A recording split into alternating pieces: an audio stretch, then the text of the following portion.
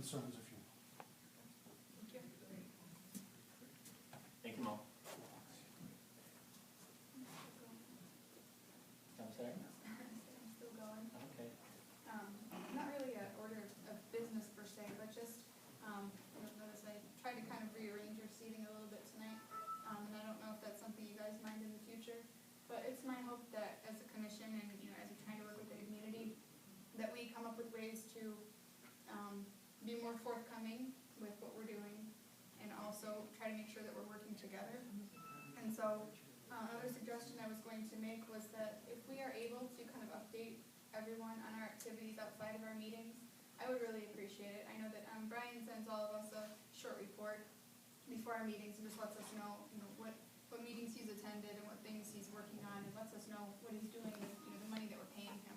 And I think it's prudent of us to do the same, at the very least for those of us at the table here, so that we know where's being visited. I mean, if someone attends Rotary and we know that someone is there on behalf of the city with eyes and ears learning about what our citizens need, if someone is attending their neighborhood association meeting or what have you, I just would appreciate it if we can maybe prior to the meeting shoot an email to the clerk's office or to Brian's office so they can forward it to everyone and keep us all updated.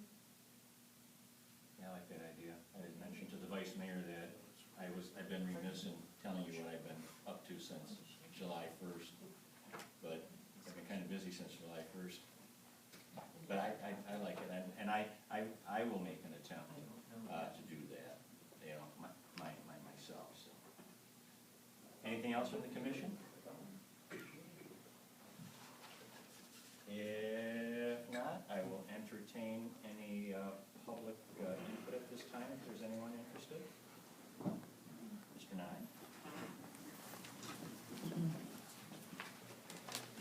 Remember, name, address, and people are held to 3 minutes. Yes, thank you, Mr. Mayor. Roger Nye, 1495 Westwood Circle, Norton Shores. On the senior transportation issue, back when this came up before, I mentioned there is a program called IT in America, which involves a public-private partnership.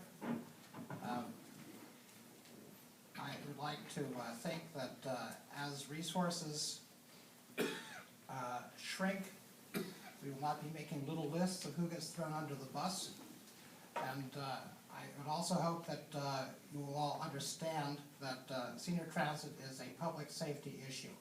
If public safety is a core concern of this city, then senior transit is part of it. So I would just like to read a short article from a blog sponsored by the New York Times, New Old Age blog, about the McDonald family.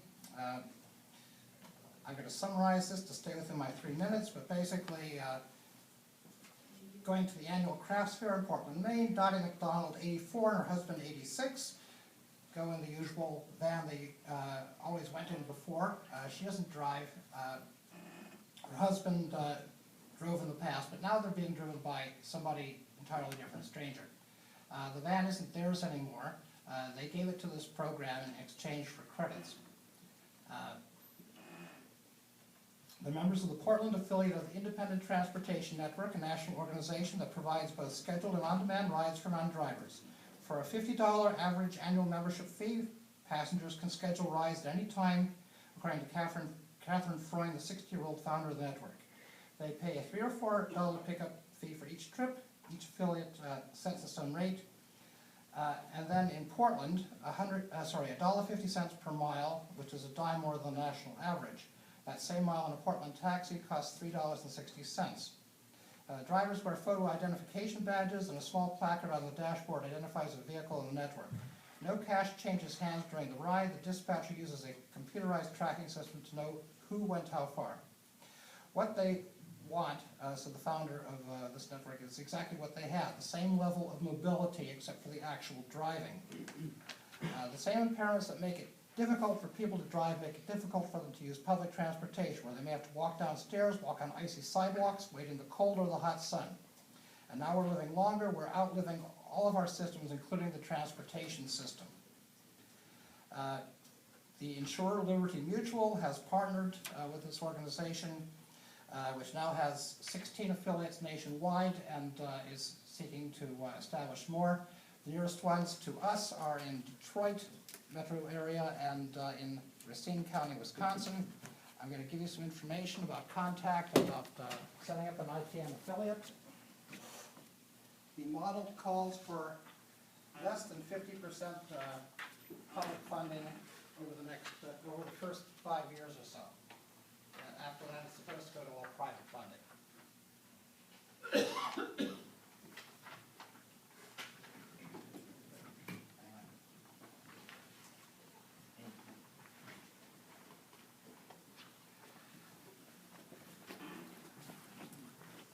So as I say, I mentioned this before, and I think especially in view of the city's snow removal policy, which leaves seniors and kids out in the streets because the sidewalks aren't cleared, you should consider this a public safety matter, and you should consider setting up something like this. If you extend the program for 6 months, perhaps something could be put together by local community foundations or the like. Thank you very much. Mr. Knight. Is there anyone else? Sir.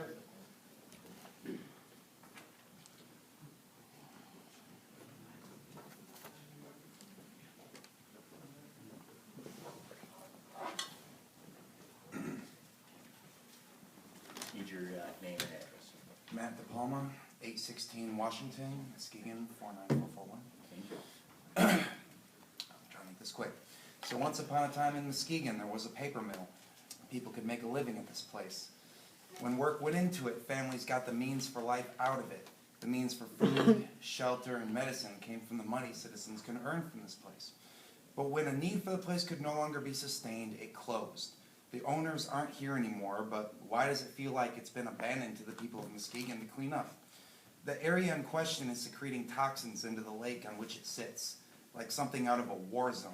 Yesterday, it's an aging demolition. Today, it's a negligence. That just happens to be poisoning everything around it. The fact of the matter is that somebody's got to clean it up, and many of us are wondering what's the delay. There's little doubt that the people who put it there have a responsibility to clean it up, but that's not slowing down any of the ensuing pollution. In a time where the planet itself is facing a creeping ecological crisis, I excite that a time has come for just do it politics, which could start in small, proud, and capable towns like Muskegon. Applying creative and bold solutions to seemingly simple problems must become simpler out of the necessity of their completion, for which this is an example. It would be nice if our democratically elected officials could lead the charge in something like this to establish values of both communal and environmental health and prosperity over red tape and bureaucracy. It would be nice to have strong leaders. Thank you. Sir.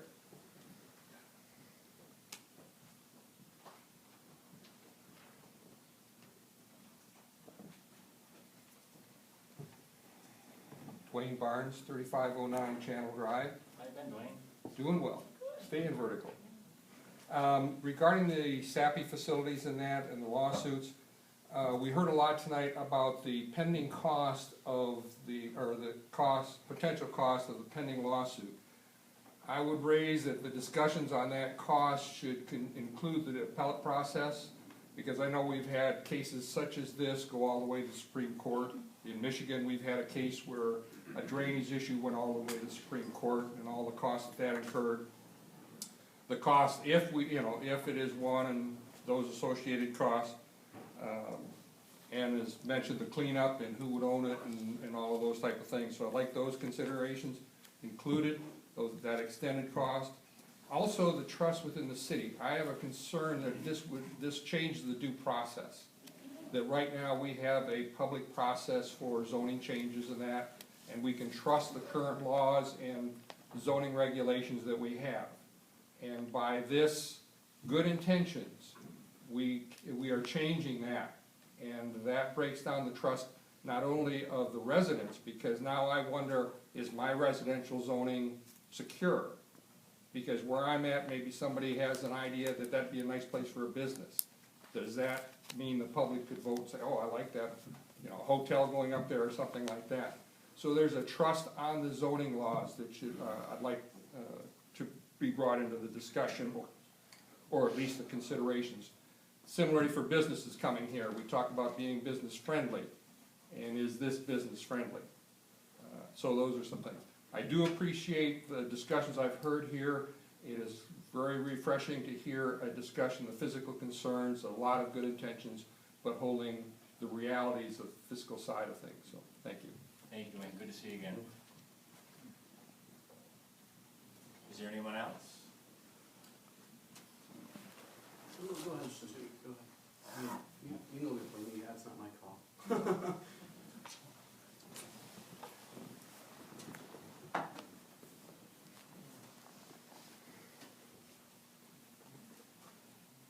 Cynthia Price, 1357 West Summit, Muskegon, 24401.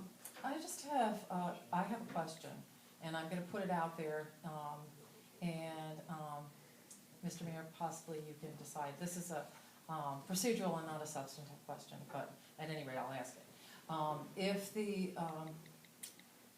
If public groups who could be considered to have standing, decide to, intervene in the lawsuit, what is our time clock? That's what I'm wondering, and depending on what the answer to that is there any way around that time clock? The court will address motions as they are filed with them. I would expect the litigation, though, to probably be completed late spring, early summer, so if somebody's going to intervene, they should plan to do it quickly. Okay, but it wouldn't have the 14-day time clock that you're No. answering. Okay, thank you.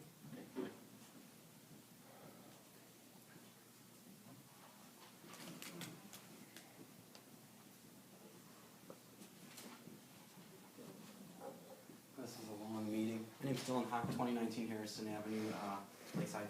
I just wanted to, you know how I feel about this already, I've said it many times. I just wanted to thank the commission for keeping this an open meeting tonight. I really appreciate that, and I wanted to say, as a parting thought, before you go home and think about Savvy tonight, is that I get mad when I hear Commissioner Spataro talk about money, but the fact of the matter is, it's the truth, and I can't kill the messenger. It's something I'm learning these days. I can't direct my angst at Commissioner Spataro. It's more directed towards the federal and state governments. When are we ever going to change this habit? When will we ever have this surplus of money where we can take charge and do the right thing? That's the pipe dream we all live behind. The community always suffers. The community is always the one that has to take it on the chin while industry comes in and does what it wants, while government comes in and does what it wants. And I think we're all fed up with that, and we know we don't have the money, but that's a short-term issue. This has been referred to as a 100-year decision. It could be shorter than that, but most likely, if we put and allow a lot of industry back on that site, it could be a much longer decision than that as well. And any amount of money that the city has to pay, that the residents may have to shoulder as well, that environmental groups and larger government and other organizations like the DEQ and the EPA, that everyone pitches in, whatever the cost, it is cheaper in the long run and better for this city.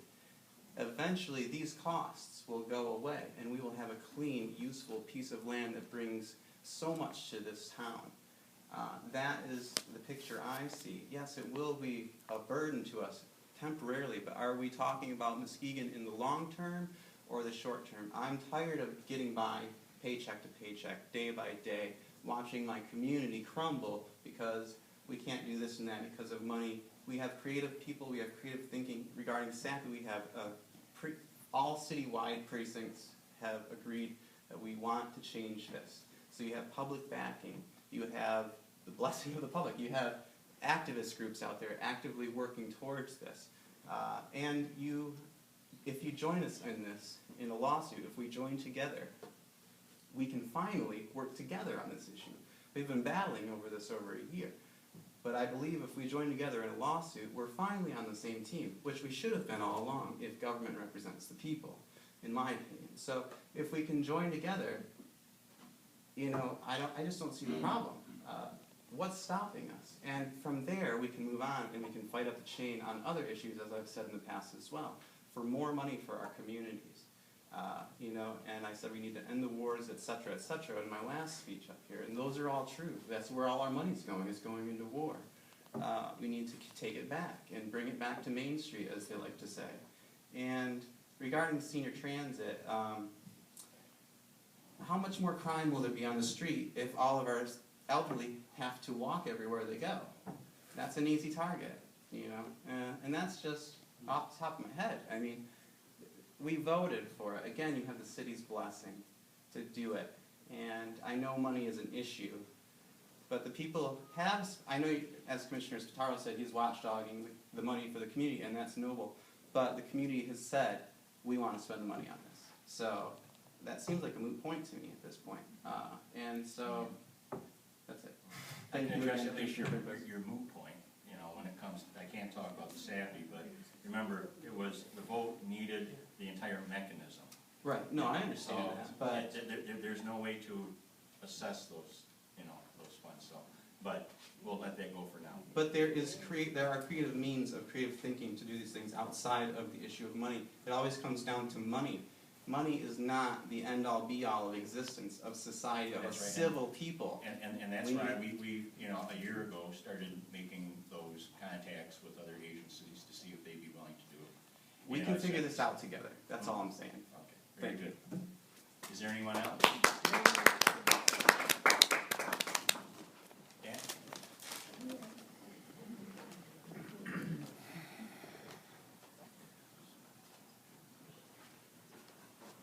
Hey, it's Dan Mills, 49445.